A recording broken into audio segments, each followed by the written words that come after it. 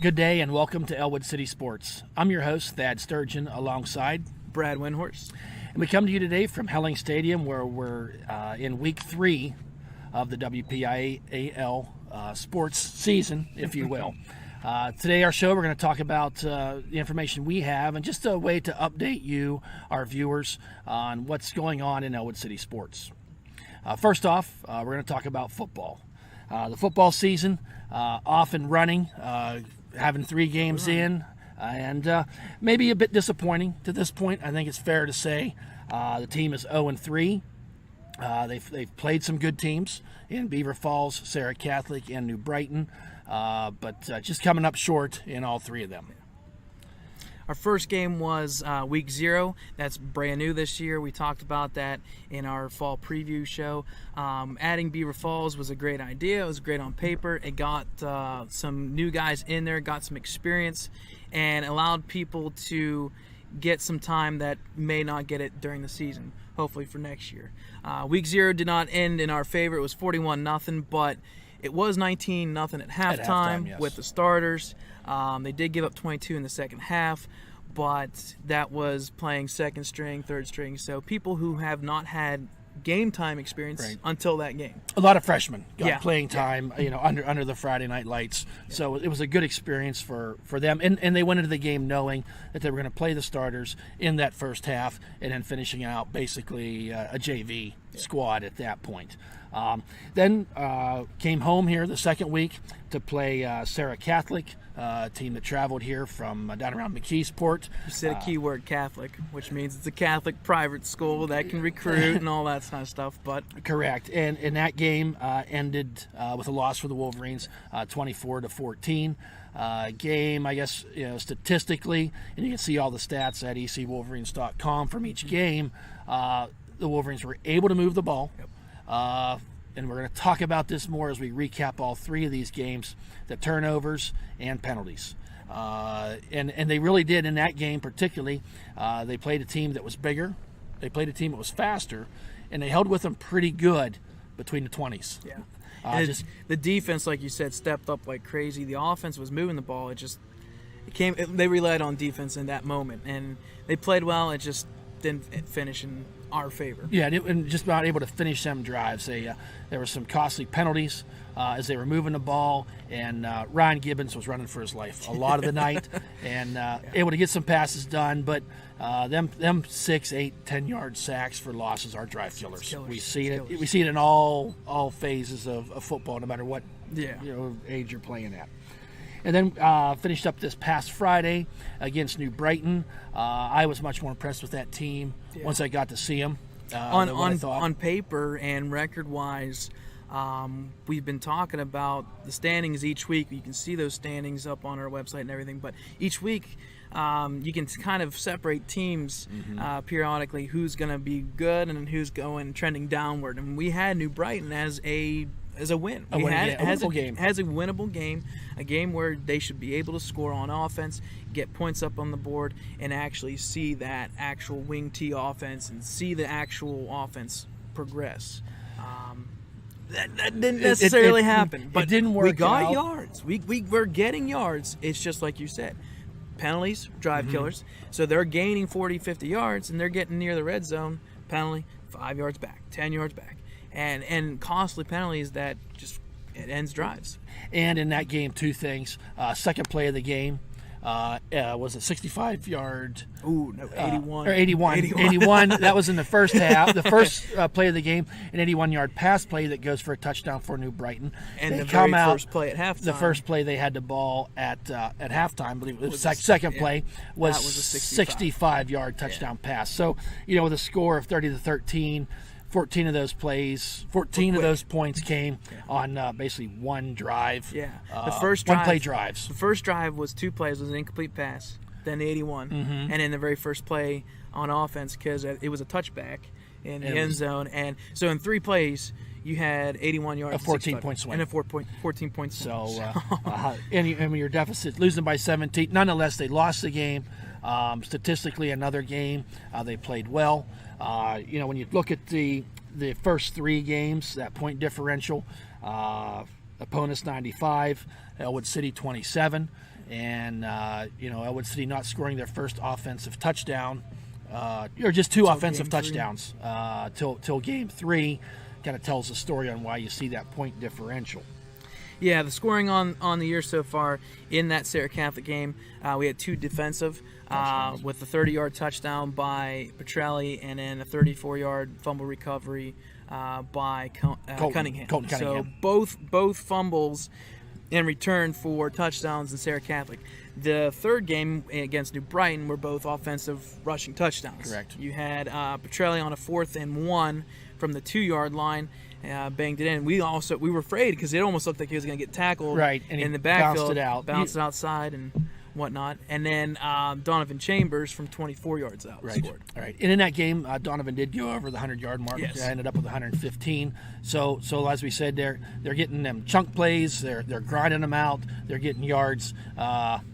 Hopefully, in the next 6 weeks, they figure out how to get in the end zone. The only downfall about stats-wise from that game is their wide receiver Caleb Schuler. The Trib does the top 10 passings and top 10 rushing and top 10 receiving players in each week, and sure enough, the number 1 wide receiver, 208 yards, was Caleb Schuler. And I believe that was on 7 receptions. 7 receptions, 208 yards. To the coaching staff's credit, they figured out pretty early that Schuler was their go-to man, and they tried different people on there, throughout the whole course of the evening.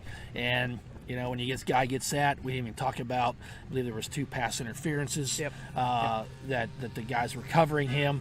A really well-run offense. Like I said, I was probably the most surprised of a team that we've seen in recent years. Especially for they New exceeded Brighton. expectations down there at New Brighton. But on the season, the Wolverines find themselves with 613 total yards offense in them 3 games for a 204-yard average. 438 of those yards are coming via rushing, and 175 for passing. So they're getting yards. Yes, yards they is are. not an issue.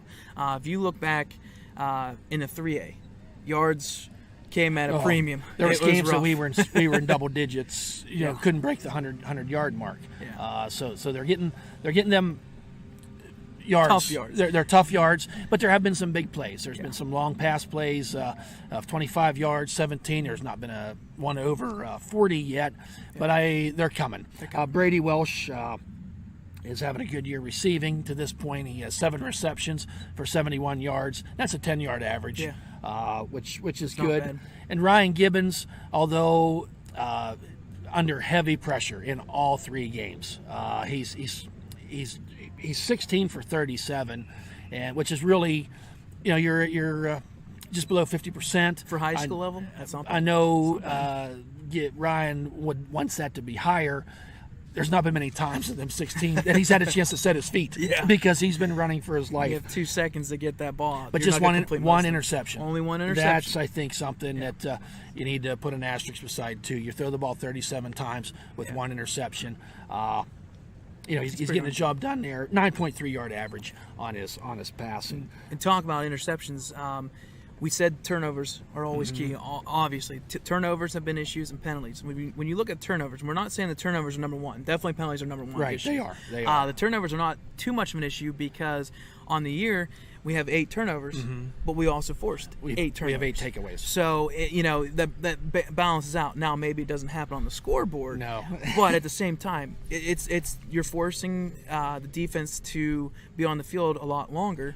They still look good. They're forcing they do things. look good. Another key stat as we just kind of go through stats, they are 7 for 14 on 4th downs for the season. So, and a lot of them 4th downs have been in that manageable, you should go for it. It's 4th and 1, 4th and 2.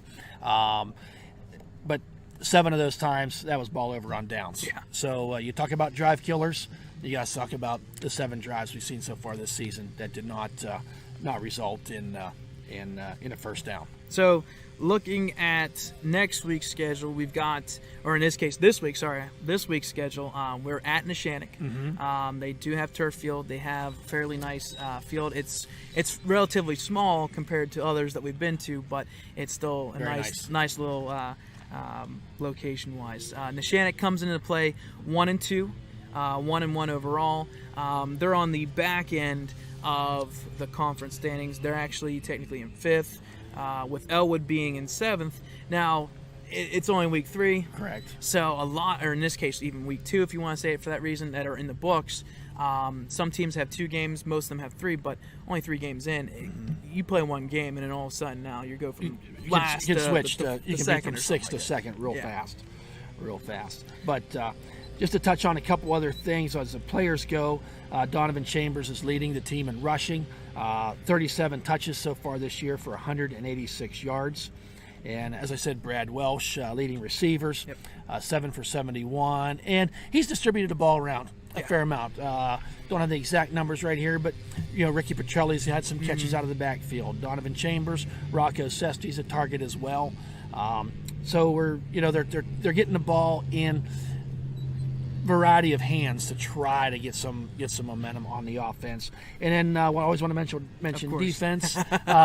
Colton Cunningham is leading the team with 18 tackles in 2.5 quarters of play. And as the season progresses, we'll tell you how many of them are tackles for losses. But he's done a really stellar job in that middle linebacking core alongside Ethan Coy. Ethan Coy, for sure. We got to mention Ethan. Didn't play last year. A senior, come out to play, and I learned him. He's come out to play. He's had some hard hits, tackles in the backfield. So I want to mention them two on the defensive side. And Colton did return that fumble for a touchdown in week 2 against Sarah Catholic. Last little final note for football, looking at our standings again. We like to predict who we expect to be the top go runner each year or each season. I know for a fact on paper we were for sure saying Riverside was the top one. If you've been paying attention on our website or anything local wise, Riverside, as Ellwood got beat, was even worse. It was a bloodbath for Riverside. And they lost to Freedom, and we thought Freedom would be a player. We thought Freedom would be a player, but 43-0. So as of right now, Freedom is your front runner. They're 3-0. They're 2-0, and not only are they 3-0, they have over 100 points in 3 games. They're averaging like 40, almost 40 points a game. It's ridiculous what they've done there. So the fact that this team last year was 4-1 to start off the year, and then had the coach issue, and it fell off track there at the end. To come back and to be dominant again this year is great. So they're coming up on the schedule, so we'll get to see firsthand just how good they are. All right, moving along from football, we've got boys golf. The golf season is a little bit early. It kind of catches us off a little bit on guard because it's actually the week before school even starts. So it's even the week before week 0. Correct. So it's tough to keep on top of things, but we tried to do our best. For boys golf, Sam Berry, our head coach for them, they filled us in each week. They try to do everything they can periodically. Correct. Overall wise, they are 6-1. We were told that they were going to be a good team. 6-1. That's on pace to better last year's record. They're 4-1 in conference play. We've got some great standouts, but each week they have had real close games. The one game that they had lost just recently this past week, it was within a couple shots. We're talking 4 or 5 shots. So they could have a perfect record, but at that point, you're not too worried about perfect record. You're just worried about making playoffs, getting that top. And I'm sure some consistency there too. They're rolling along good. And leading that team is Alex Scott and Brock Baru.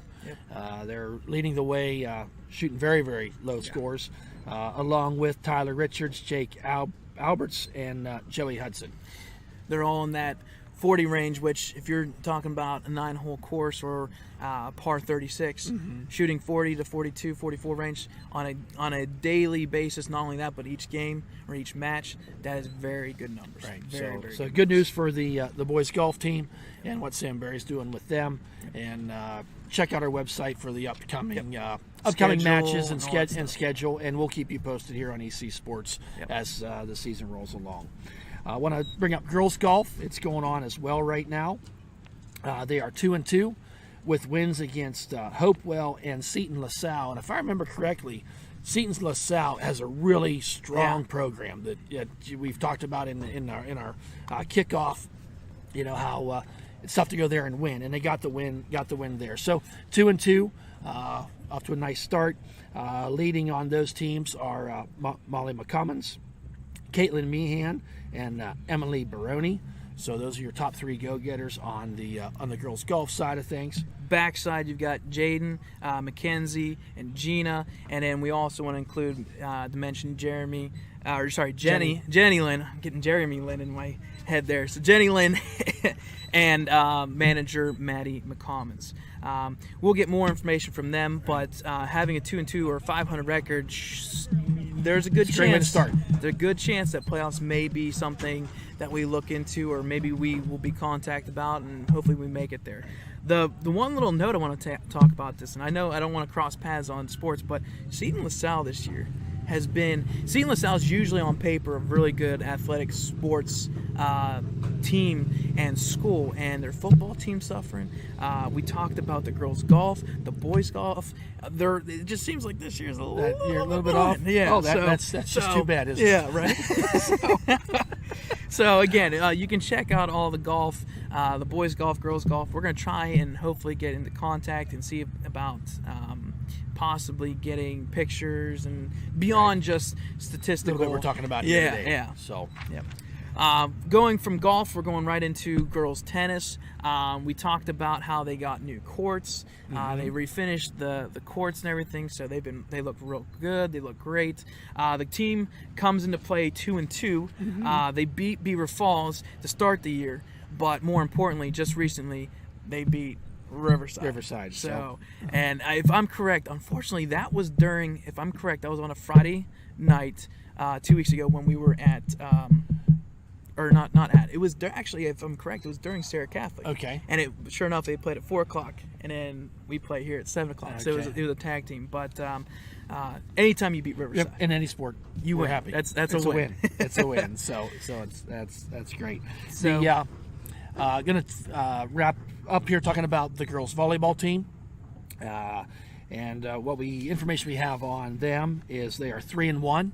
Going into the early stages of this season. I think they actually have a game right now as we're taping this. So, but they're winning, quite handily. Yep. They win to start off the season with Freedom. That was 3-0. A loss to Beaver, 2-1. Beaver's a good team. Yeah, they are. They're not. If I'm correct, that's the out of section game. That would be. They're up 1 tier up, but or 1 classification up. But Beaver's always been good. Right. At volleyball for sure. If I'm correct, they actually, if I'm correct, they were actually in one of the championships last year. I believe think so. for girls I volleyball. believe so. So they're definitely for sure a team to deal with or mess with, shall we say? And they defeated Mohawk 3-0, and then a win against Rochester. So 3-1 record. They've only had 2 games in conference with 1-1 record. But again, you're on pace, 3-1.